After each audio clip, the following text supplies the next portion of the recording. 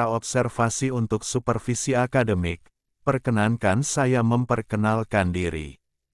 Nama saya Makmur, calon guru penggerak angkatan ke-6 dari SMA Negeri 2 Takalar Provinsi Sulawesi Selatan. Di sebelah kiri saya adalah Ibu Endang Ayu Patrianingsih, pengajar praktik, yang selalu siap membimbing saya. Terima kasih Ibu Endang. Dan di sebelah kanan saya adalah Bapak Haji Sawir, fasilitator yang selalu ikhlas mendampingi dan membimbing saya dan teman-teman calon guru penggerak angkatan 6. Terima kasih Pak Haji. Semoga Allah meridhoi. Assalamualaikum warahmatullahi wabarakatuh. Perkenankan saya pada kesempatan ini akan memaparkan aksi nyata modul 2.3, coaching untuk supervisi akademik. Pada kesempatan ini, saya akan berkolaborasi dengan salah seorang teman sejawat dalam mengimplementasikan praktik coaching untuk supervisi akademik. Dalam praktik coaching untuk supervisi akademik ini, dilaksanakan melalui 3 tahapan, yaitu 1. Tahapan praobservasi. 2. Tahapan observasi langsung di kelas. 3. Tahapan pasca observasi. Demikian 3 tahapan praktik coaching untuk supervisi akademik. Selamat menyaksikan. Assalamualaikum warahmatullahi wabarakatuh. Alhamdulillahirrabbilalamin. Puji syukur kehadirat Allah Subhanahu wa Ta'ala.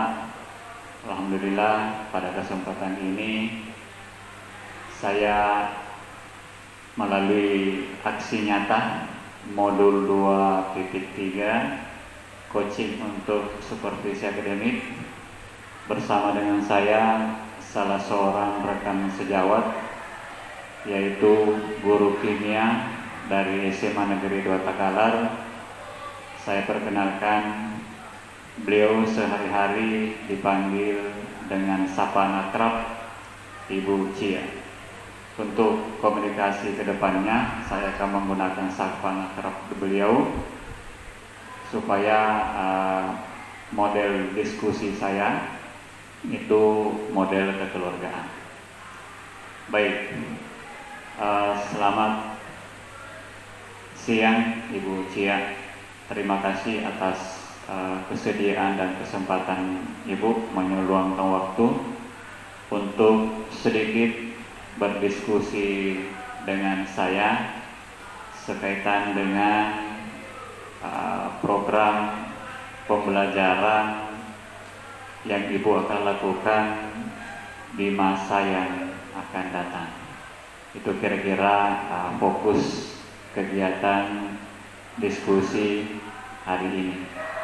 Tapi sebelumnya, sebelum masuk di fokus diskusi, bagaimana kabarnya Ibu hari ini? Alhamdulillah, hari ini Allah masih melimpahkan rahmat dan hikmatnya, kesehatan, sehingga bisa menjalankan tugas hari ini insya Allah dengan baik. Amin. Oke, baik. Terima kasih Ibu Cia. Yang berikutnya adalah Ibu bisa menggambarkan ke saya terkait dengan proses pembelajaran di semester genap ini untuk sepekan pengalaman yang lalu. Alhamdulillah, selama kurang lebih sepekan pembelajaran di semester genap ini,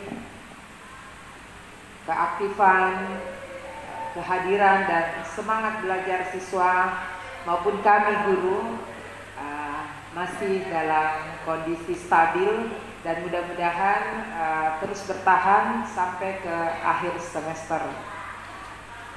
Kami memiliki semangat dan motivasi yang cukup besar di awal semester ini. Alhamdulillah. Oke, baik. Terima kasih. Semoga semangat dan komitmen itu bisa tetap terjaga. Nah, untuk kesempatan pembelajaran di pekan depan. Sekarang sudah berada di materi pokok apa atau di KD apa ini Bu? Kalau boleh saya tahu. Insya Allah di pekan depan kami akan berada di materi daya hantar listrik pada larutan elektrolit dan non-elektrolit. Baik, berarti sudah berada pada larutan elektrolit dan elektrolit. Nah, menurut pengalaman Ibu terkait membelajarkan siswa di pokok bahasan ini,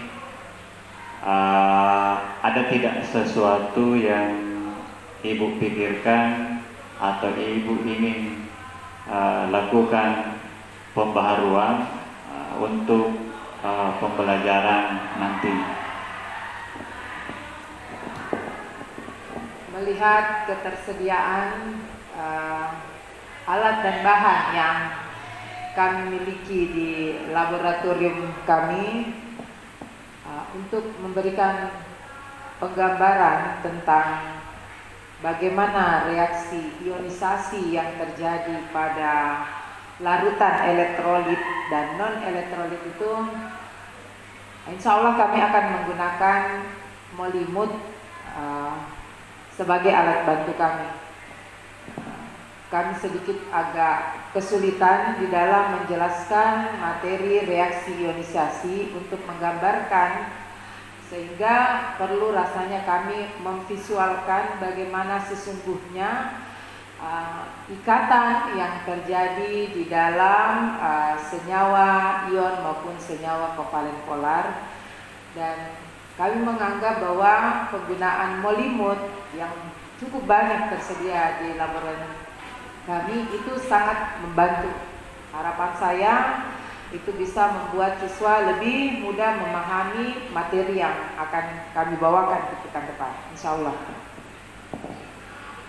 Oke, menyimak dari apa yang disampaikan tadi bahwa untuk kedepannya proses pembelajarannya akan lebih kontekstual, dalam artian berusaha mengkonkretkan sesuatu yang abstrak. Kenapa Ibu dalam konteks ini punya sedikit keyakinan akan lebih baik dibandingkan dengan proses belajarnya yang sebelumnya mungkin tidak secara kontekstual seperti itu?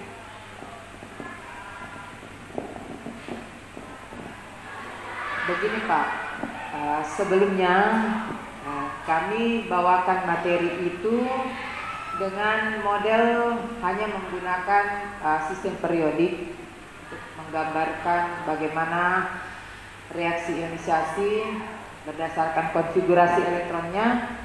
Namun kami menganggap bahwa daya imajinasi siswa itu kurang berkembang apabila kami hanya menggunakan sebatas apa yang mereka tulis. Nah, dengan menggunakan molimut, harapan kami mereka bisa lebih memberikan gambaran bagaimana sebenarnya ikatan yang terjadi di dalam senyawa yang akan kami bawakan nantinya. Jadi lebih memvisualkan bentuk molekul yang selama ini boleh dibilang mereka hanya hayal-hayalkan seperti itu. Jadi harapan kami kalau lebih nyata kelihatan, mereka lebih mudah untuk memahami. Seperti itu harapan kami. Baik, berdasarkan hal tersebut, jika sekiranya saya ingin Ibu membuatkan interval terkait dengan keyakinan tersebut, kalau saya semisal mengintervalkan strategi atau metode yang Ibu akan canangkan itu, kalau saya interval dari 1 sampai 10, kira-kira berada di tingkatan berapa Bu kira-kira? Ini gambaran secara konsep saja, karena ini kan belum belum Ibu ini. Paling tidak gambaran secara teoritis berdasarkan asumsi atau berdasarkan pengalaman dari Ibu sendiri. Harapan saya Pak sebagai guru tentu mau di poin tertinggi 10 Pak, harapan saya. Namun ya tidak muluk-muluk, mungkin saya menarget sampai di skala 8 dulu deh Pak, karena ini kan baru akan saya cobakan di pembelajaran saya berikutnya. Mengapa saya yakin ada di skala 8 Pak? Karena saya menganggap bahwa siswa akan lebih tertarik untuk belajar dengan metode ini. Nah, ketertarikan siswa ini tentu akan memotivasi belajar mereka sehingga mereka lebih bersemangat. Ini modal utama seorang guru untuk bisa meningkatkan bagaimana kualitas proses PBM yang dilakukan di kelas. Begitu harapannya Pak. Baik, Ibu sudah bisa menjelaskan ke saya terkait dengan targetnya. Ini masih di 8, dengan menyadari bahwa hal tersebut merupakan hal baru yang akan dicoba. Kira-kira ada tidak Bu yang bisa memberi dukungan terkait pencapaian itu? Ada tidak yang daya dukung sehingga Ibu meyakini bahwa untuk level 8 tidak muluk-muluk untuk dicapai? Alhamdulillah Pak, di sekolah kita ini penggunaan internet cukup baik dan wifi di sekolah kami mudah untuk diakses sehingga kami bisa menggunakan beberapa video pembelajaran dari aplikasi YouTube misalnya. Nah, dengan menampilkan tutorial misalnya tentang bagaimana pembentukan senyawa lewat molimut dan mereka menggunakan molimut itu secara nyata, maka tentu ini akan berpengaruh besar. Jadi mereka melihat dan langsung mempraktikkan secara nyata, tentu ini hasilnya akan jauh lebih baik. Jadi didukung dengan sarana yang cukup memadai, insya Allah skala 8 bukanlah hal yang muluk-muluk barangkali Pak. Oke, baik. Ibu sudah menjelaskan secara detail. Jadi kalau bisa saya sedikit poinkan. Jadi tujuan pembelajaran Ibu di sini adalah suatu proses pembelajaran, yaitu bagaimana memudahkan atau bagaimana siswa akan mudah memahami suatu konsep yang abstrak menjadi dinyatakan dengan alat bantu tadi yang molimut. Yang kedua, strategi atau metode yang Ibu kembangkan ini strategi pembelajaran yang kontekstual, dalam artian praktek mungkin Bu ya. Dia modelnya praktek, jadi dia lebih nyata, siswa melakukan dan melihat secara nyata seperti apa gambaran dari sebuah proses reaksi itu, ionisasi itu terjadi. Kira-kira gambarannya seperti itu Bu ya. Ya baik. Kemudian yang berikutnya adalah Bu, ada hal yang ingin mungkin Ibu sampaikan sekaitan dengan tidak mentoknya keyakinannya sampai 10. Apa kira-kira selain yang Ibu sampaikan tadi bahwa ini adalah hal yang baru, sesuatu yang baru, otomatis kan memerlukan penyesuaian. Selain hal tersebut, apa yang menyebabkan kira-kira Ibu tidak meyakini atau cukup percaya diri hanya pada sampai level 80% istilah saya? Ya maunya sih Pak 100%, tetapi melihat kondisi bahwa materi ini kami hadapi adalah siswa kelas 10. Kita tahu bahwa siswa kelas 10 itu adalah siswa yang pertama kali berkenalan dengan kimia, yang di kepala mereka sudah tergambar bahwa pelajaran kimia itu adalah pelajaran yang susah, sehingga mereka sedikit terbebani dengan itu. Nah, untuk itulah kami guru yang ditempatkan di kelas 10 tentu perlu memotivasi lebih kuat sehingga materi ini bisa kami bawakan dengan baik. Nah, saya menyatakan di skala 8 karena hitungan saya secara klasikal Pak, bahwa di dalam kelas itu kan heterogen.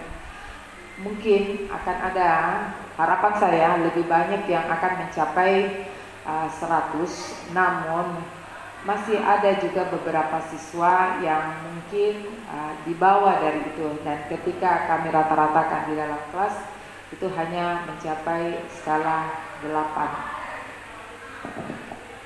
Baik, jadi skala 8 ini masih skala rata-rata, dalam artian ada di antara mereka yang bisa mencapai 100. Ada juga di antara mereka yang belum bisa mencapai hal tersebut. Oleh karenanya berarti dia heterogen Bu ya. Karena dia heterogen, bagaimana strategi Ibu untuk memaksimalkan yang potensinya itu di bawah level, memanfaatkan mereka yang sudah punya kemampuan lebih. Bagaimana kira-kira pendekatan atau strategi Ibu bisa memanfaatkan potensi yang ada agar pembelajarannya yang kurang levelnya bisa naik, yang tinggi levelnya itu tetap bertahan dan berdaya guna di teman lainnya. Ini barangkali yang dikatakan, yang umum kita katakan sebagai tutor sebaya. Nah, tutor sebaya ini sangat-sangat ampuh untuk mengatasi keadaan kelas yang heterogen.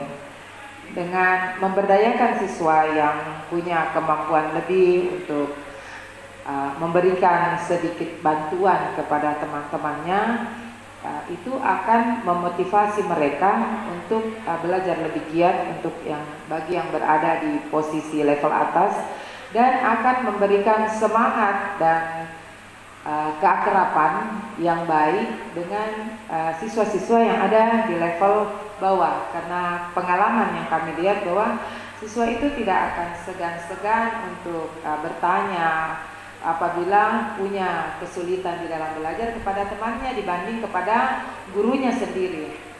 Mungkin perbedaan umur yang terlalu jauh ya Pak ya antara guru dan siswa, sehingga mereka sedikit agak segan, walaupun kita berusaha untuk semaksimal mungkin untuk mengakrabkan diri dengan mereka.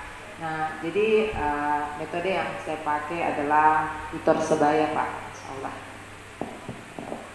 Oke baik, saya rasa cukup apa yang menjadi bahan awal diskusi kita. Sebelum mungkin nanti kita bertemu secara langsung, seperti apa implementasi dari apa yang Ibu tadi sampaikan. Menarik apa yang disampaikan. Saya cukup tertarik dengan poin-poin yang sudah dijelaskan. Semoga nanti ini Ibu berjalan lancar sesuai dengan apa yang direncanakan, dan insya Allah di pekan depan saya izin mungkin bisa membersama Ibu di ruang kelas dalam rangka sama-sama melihat keterlaksanaan daripada perancangan dan terkait dengan apa yang kita diskusikan hari ini. Saya rasa terima kasih banyak atas waktunya Ibu Cia rela berbagi dengan saya. Semoga ini kolaborasi ini terus bisa kita jadiin demi suksesnya peningkatan layanan pembelajaran di satuan pendidikan yang sama. Terima kasih banyak atas waktunya. Saya mengganggu. Semoga ini bisa lebih memantapkan program dan bacanya, Bu. Saya rasa cukup. Terima kasih waktunya, Ibu. Saya pamit. Assalamualaikum warahmatullahi wabarakatuh. Waalaikumsalam warahmatullahi wabarakatuh.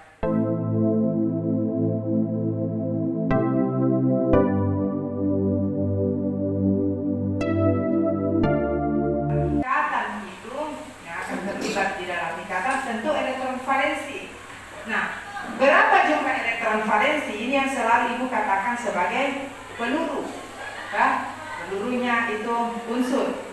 Nah, karbon yang punya elektron valensi 4 berarti ada 4 pelurunya yang bisa digunakan untuk berikatan. Nah, ini digambarkan dengan molimut ini 4 kawan tadi.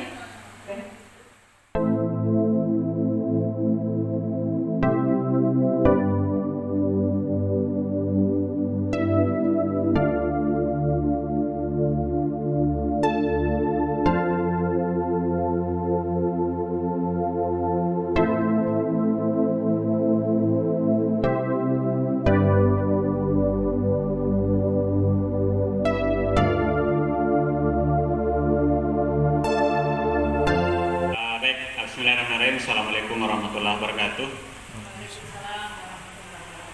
Alhamdulillah, hari ini kita bertemu untuk yang ketiga kalinya. Sesi kali ini saya dengan Ibu Nur Hasiah kembali bertemu dalam sesi pasca observasi. Jadi ini pertemuan yang ketiga, Ibu.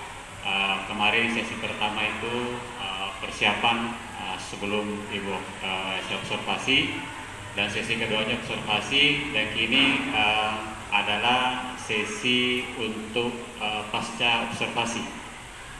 Terima kasih atas waktu dan kesempatan. Mohon maaf saya mengganggu waktunya Ibu untuk sedikit ingin berdiskusi terkait dengan relevansi antara kemarin antara perencanaan dan realisasi di dalam pembelajarannya. Saya di sini bukan dalam kapasitas untuk memberikan sebuah penilaian, tapi hanya untuk sedikit berdiskusi terkait dengan pengalaman Ibu di dalam melakukan pembelajaran dan mengawali kegiatan kita. Bagaimana kabarnya?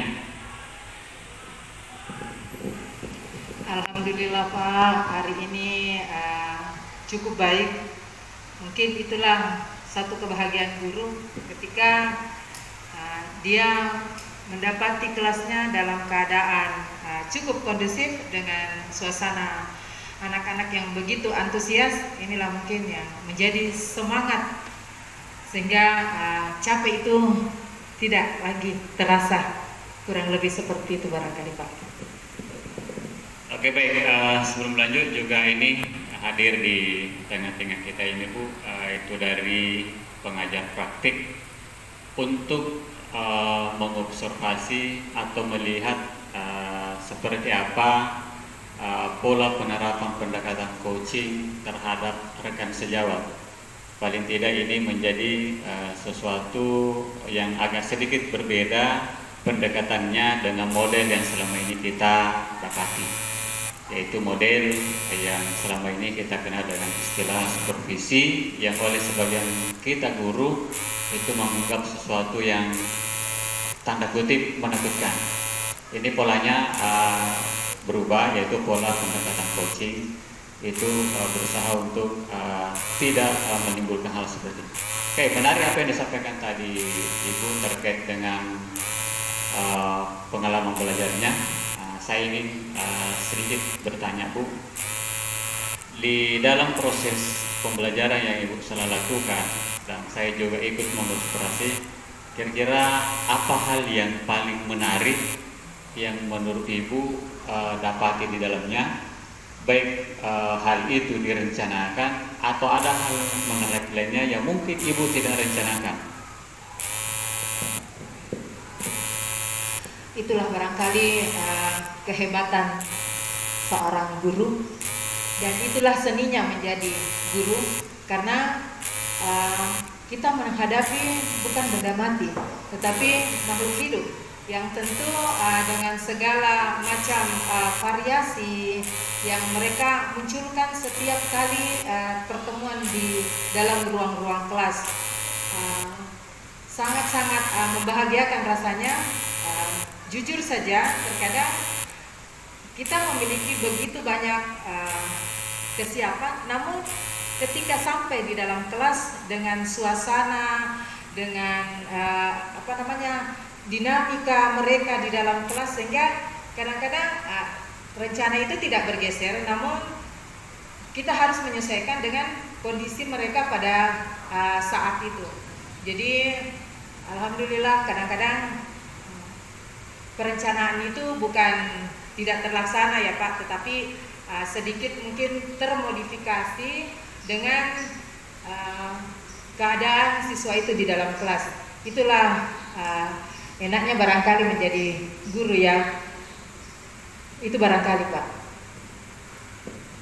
Oke, menarik sekali apa yang disampaikan, bahwasanya Ibu mampu mengadaptasi keadaan, dan itu sebuah keterampilan tersendiri sesungguhnya.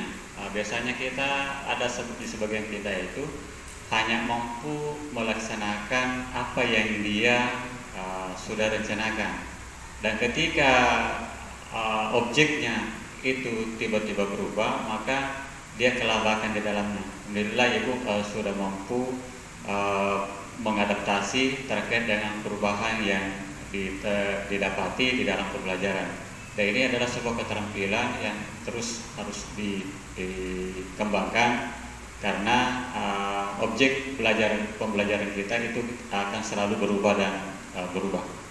Kemudian yang kedua Bu, yang kedua ini tadi terkait dengan hal yang menarik. Sekarang kira-kira di dalam sebuah pembelajaran itu pasti kita pernah menemui hambatan atau kendala. Kira-kira dalam pembelajaran kemarin ada tidak kendala yang Ibu temui sekaitan dengan pembelajaran yang telah dilakukan? Kemarin saya melakukan pembelajaran dengan sebuah bukan metode baru sih sesungguhnya, tetapi mungkin karena ini kelas 10 yang saya ajarkan, jadi barang ini, alat peraga ini mungkin untuk pertama kalinya mereka lihat. Ya, itu namanya molimut. Awal barang itu atau alat peraga itu saya munculkan di dalam kelas, mereka sempat bertanya, ini apa, kelereng kah Bu? Apakah ini Bu? Gitu.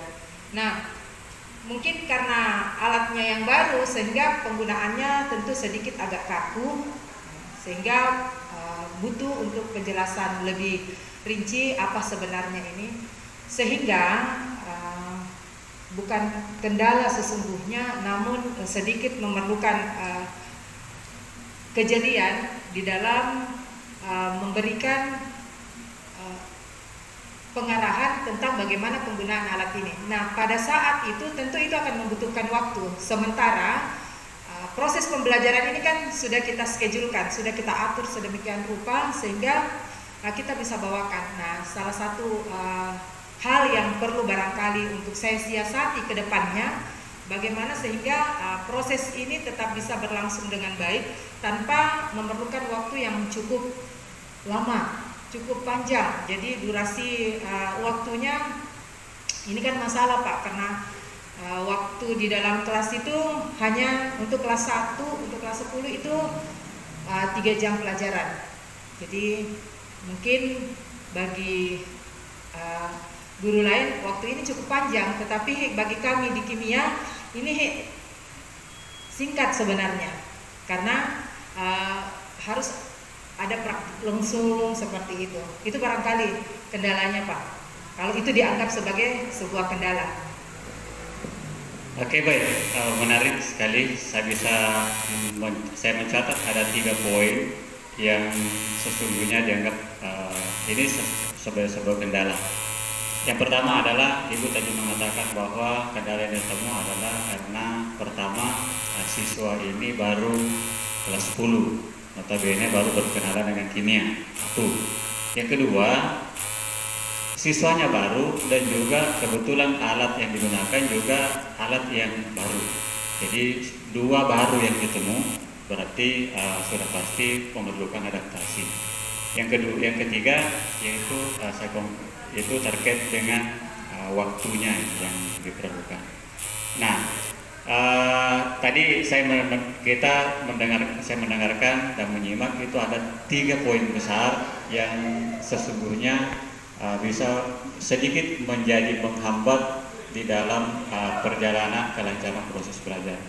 Nah, kira-kira apa solusi kira-kira yang Ibu siapkan untuk paling tidak untuk masa yang akan datang, masalah itu, kendala itu walaupun kecil tetapi itu ada solusi yang disiapkan. Kira-kira solusi apa yang Ibu sudah kadang-kadang ancang-ancang untuk ke depannya? Materi kimia itu adalah sesuatu hal baru bagi kelas 10. Jika sekiranya saya masih dipercayakan untuk membawakan mapel ini di tahun depan atau di tahun pelajaran yang baru, maka saya akan mengupayakan bagaimana di awal pertemuan kimia yang baru ini tidak menjadi sesuatu yang asing bagi mereka. Kenapa saya katakan demikian? Karena suasana hati mereka ketika akan memasuki lab kimia misalnya, mereka kadang-kadang takjub, entah apakah ketakjubannya itu menjadi sesuatu yang positif atau justru menjadi hal yang negatif. Yang saya maksud negatif di sini karena alat-alat yang di kimia kan sesuatu yang baru mereka temui.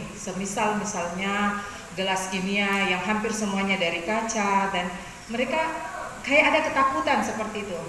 Nah, untuk mensiasati sehingga semua alat peraga kimia itu bukan lagi menjadi sesuatu yang asing bagi mereka, maka di awal pertemuan mungkin akan kami luangkan waktu untuk mereka mengenal alat-alat itu sendiri. Jadi mungkin sedikit agak kami tidak langsung masuk ke materi pembelajaran, tetapi lebih kepada perkenalan kimia dan beserta atribut-atribut yang melekat pada mata pelajaran ini.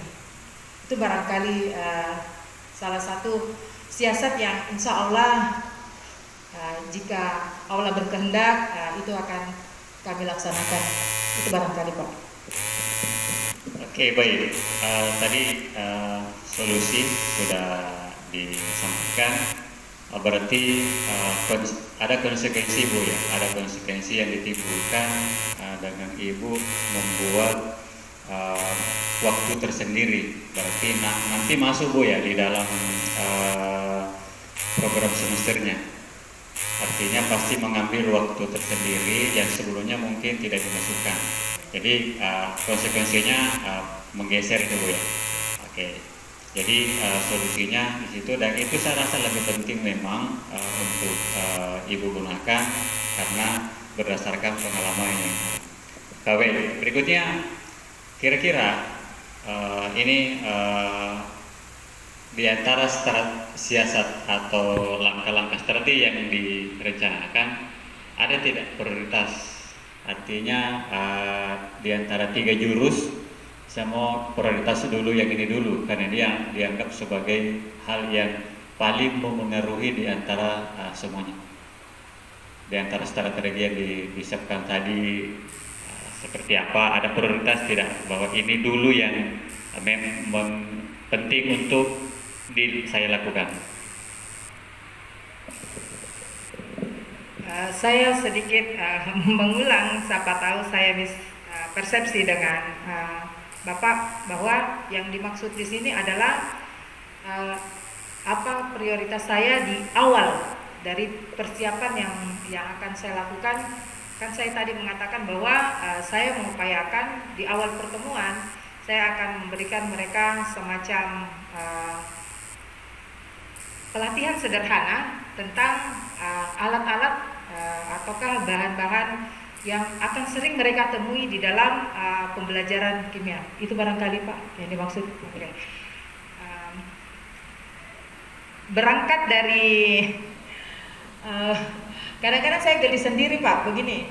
Kadang-kadang saya di awal pertemuan saya kadang bertanya kepada siswa, tahu apa itu KIMIA? Mereka menjawab bahwa itu sesuatu yang baru. Lanjut pertanyaannya, menurut kalian pelajaran ini seperti apa sih? Maka jawaban kompak yang akan saya dapati bahwa mereka akan menjawab itu pelajaran yang susah. Nah ini cukup menggelitik saya, maka saya katakan kepada mereka bahwa yang pertama yang harus kalian lakukan adalah mengubah mindset berpikir kalian bahwa pelajaran kimia itu adalah pelajaran yang susah. Saking gampangnya pelajaran kimia, maka dia diberikan nanti setelah Anda SMA.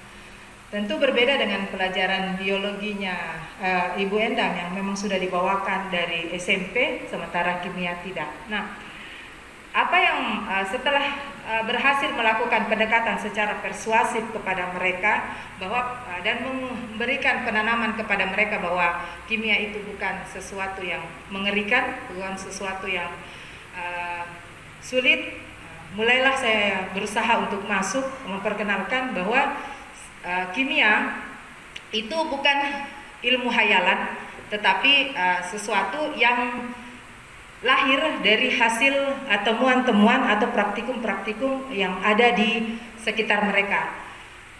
Mulailah saya memperkenalkan, jadi strategi yang insya Allah coba saya terapkan adalah memberikan gambaran bahwa alat ini seperti ini fungsinya, kemudian penggunaannya seperti ini, mulai dari mungkin cara memegangnya, cara pengamatannya dan lain sebagainya, sehingga sesuatu itu menjadi familiar bagi mereka dan harapannya di dalam proses pembelajaran mereka sudah akan terbiasa dengan alat-alat peraga tersebut dan tidak kaku lagi. Kurang lebih seperti itu barangkali Pak. Oke baik, terima kasih, sangat menarik apa yang disampaikan. Nah, sekarang ini Bu, saya pengen gambaran kuantitasnya. Kalau kira-kira saya ingin range terkait keyakinan itu, saya ingin membuat sebuah skala. Kira-kira kalau saya beri rentang penilaian dengan apa yang direncanakan Ibu, kira-kira level berapa kira-kira tingkat keberhasilannya? Ini paling tidak masih dalam tataran keyakinan. 1 kah, 2 kah? Kita rank 1 sampai 10. Kira-kira di range bagaimana? Sampai apa tingkat pencapaiannya? Kalau apa yang direncanakan, apa yang ingin lakukan itu terrealisasi.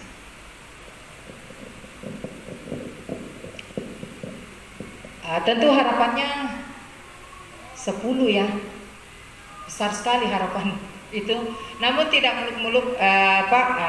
Saya menarget bahwa dengan strategi atau pola pendekatan memvisualkan atau mengkonkretkan apa yang selama ini mereka kadang-kadang ngeri, wah praktikum kimia, reaksi kimia dan sebagainya.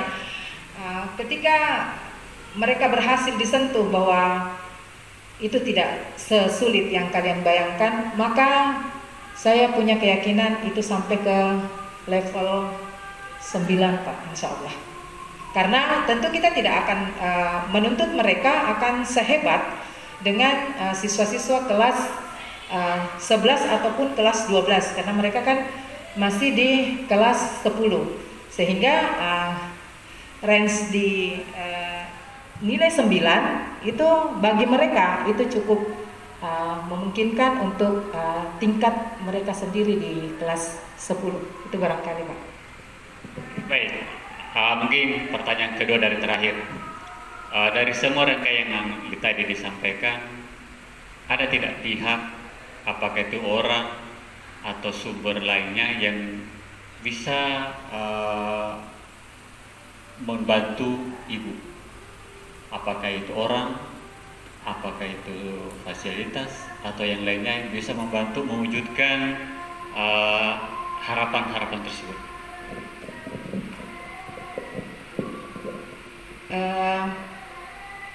Harapan saya sebenarnya kimia itu tidak bisa lepas dari kegiatan praktikum. Maka tentu kami sangat berharap sebagai guru mata pelajaran kiranya menghadirkan seorang laboran di dalam ruang praktikum ini. Jikalau itu memungkinkan dari sumber daya manusia yang tersedia di sekolah kami. Nah, tentu itu adalah kebijakan pimpinan barangkali. Namun jika sekiranya itu tidak memungkinkan, maka saya salah satu pembina ekstrakurikuler KIRPA yang juga memiliki komitmen, sehingga saya berusaha untuk meluangkan waktu sehingga kegiatan-kegiatan yang tadinya mungkin agak memakan waktu di kelas itu mungkin bisa saya geser sedikit waktunya untuk menjadi sebuah kegiatan sore yang cukup menarik bagi mereka. Tentu ini tidak akan diikuti oleh seluruh peserta didik itu di setiap sorenya, karena itu semacam bimbingan Pak. Tetapi dengan adanya yang mengikuti di dalam kelas itu yang mungkin jumlahnya 5 sampai 10 orang, tentu itu bisa digunakan sebagai tutor sebaya di dalam kelasnya. Jadi waktu yang dibutuhkan ketika akan melakukan praktikum-praktikum itu lebih efektif karena sudah ada yang teman-teman mereka yang mendampingi pada saat kegiatan PBM di dalam kelas itu barangkali Pak. Oke, baik. Pertanyaan terakhir. Apa yang disampaikan, apa yang direncanakan, otomatis kita pengen realisasi. Realisasi kira-kira paling cepatnya eksekusi dari apa yang dilaksanakan tadi tidak terbatas hanya pada materi yang berkaitan dengan apa yang telah diobservasi, tapi terkait dengan mungkin DKD lain, dengan menerapkan pola-pola pendekatan yang seperti Ibu tadi sampaikan. Kalau berharap dari materi ini kan pasti berulangnya nanti tahun depan, tapi saya ingin memakai untuk pola berpikirnya untuk KD atau materi selainnya yang mau menggunakan pola pendekatan seperti itu. Kira-kira kapan yang mau direalisasikan? Karena saya kayaknya rindu ingin melihat kegiatan tersebut terrealisasi. Tidak muluk-muluk Pak, dan tidak bermaksud untuk sedikit menyombongkan diri. Kegiatan itu sesungguhnya sudah berlangsung, namun untuk kelas 10 yang saat ini saya tangani memang belum berlangsung secara maksimal, dan namun untuk kelas 11 dan kelas 12 kegiatan itu sudah berlangsung. Untuk kelas 10 karena saya mengajar nanti setelah semester ini, sehingga persiapan dari awal kurang bagus barangkali bagi saya sendiri secara pribadi. Jadi harapannya mungkin akan menjadi masukan bagi pihak kurikulum di sekolah pada saat rapat pembagian tugas. Jika sekiranya saya diizinkan untuk mengampu mata pelajaran itu di kelas 10, maka alangkah bagusnya jika di awal tahun sehingga seluruh materi yang ada di kelas 10 itu bisa dibawakan secara baik. Sehingga harapan bagaimana kita mengembangkan potensi siswa itu bisa terwujud. Itu barangkali Pak. Oke, baik. Terima kasih atas waktunya Ibu Nur Hasiyah. Sebuah kesyukuran saya bisa berdiskusi dengan Ibu. Selamat berkarya terus semoga karya-karya Ibu itu akan berimbas terhadap peserta didik kita. Kita menunggu guru-guru kita yang lainnya itu bisa mengikuti apa yang Ibu lakukan. Saya rasa cukup. Terima kasih waktunya. Mohon maaf saya mengganggu. Suatu kebanggaan jika sekiranya lain waktu dan lain kesempatan saya bisa berdiskusi lebih lanjut dengan Ibu. Terima kasih. Assalamualaikum warahmatullahi wabarakatuh.